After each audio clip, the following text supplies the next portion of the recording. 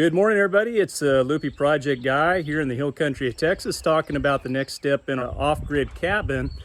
First off, our supervisor is looking things over and doing an inspection on the latest round of work that we'll be going through now. So first off, we spent a fair amount of time working on the deck over the last week or so. Put some steps in to make it a little bit easier to ascend and descend to the decking. The decking itself, these are 6-inch deck boards, pressure treated. One thing about these deck boards is they will shrink about 1/4 to 3/8 of an inch. So once they do dry, it leaves quite large gaps. Some people recommend these gaps because it's great for drainage and for small items to fall through the decking. However, it also allows for room for the boards to warp and reshape, and as the boards shrink, the screws actually screw holes kind of elongate due to the shrinkage. So I don't really like that look. So what I did is I laid these deck boards on the deck, just put a few screws in to hold them in place, allowed them to shrink naturally, and then I came back and remove those screws and move the deck boards together to close those gaps a little bit. So we still have a big enough gap here for drainage, but not so large that it's unattractive. So now these deck boards have all been secured. One thing about these deck boards is they do tend to cup after they've sat for a while. So I did put 2 screws on each end of the decking to try and help prevent that. And then I went about every other joist underneath with a single screw to hold these deck boards in place.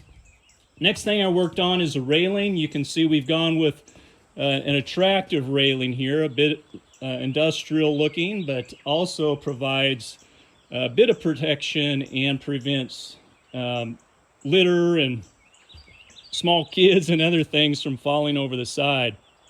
So this again is all pressure treated wood. I went with a 2x6 rail, some 4x4 hog panel, and then I framed it out with 2x2 boards and a 2x4 rail on the bottom here. So it's a pretty simple construction, but looks nice and really completes the project out nicely. The other thing is I secured it to these 4x4 boards here that have been countersunk and bolted into the frame down below, as you can hopefully see here. So the railing turned out nice, and I've got one deck board, as you can see, yet to put in the bottom here. But the deck is essentially complete. We'll put in the other rail on this side after we complete the outdoor kitchen area and put some of the siding on the 6x6 there.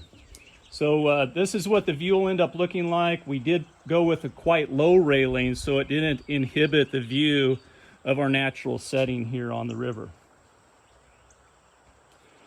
Next thing we did is we spent some time going and harvesting some wood from a local ranch house and did some reclamation of that wood and put up fascia. And these fascia boards actually came off of an old goat pen at the ranch house, and then we put this flashing over the edge of it, and the metal roof will be coming on soon, probably next week, to finish out the roofing project.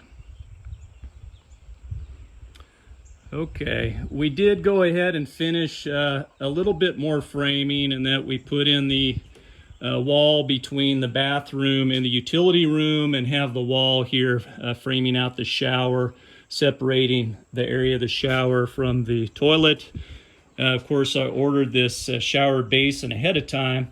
It is important to order the key components ahead of time so you have the exact measurements or instructions on how to frame things out properly so that everything fits right. You don't have to strip things out and do it over again. Okay, so I think that gets us pretty up to date on where we're at with the project. As I mentioned, we're using some reclaimed wood for the siding and the fascia on this cabin.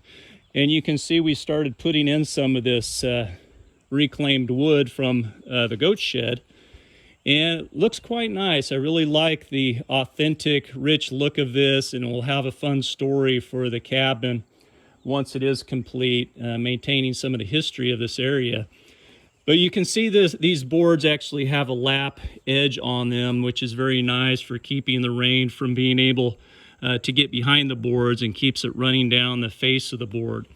So we'll be doing the windows next, and sealing them in, making them watertight, and then continue with the wood siding and trimming out the windows and doors.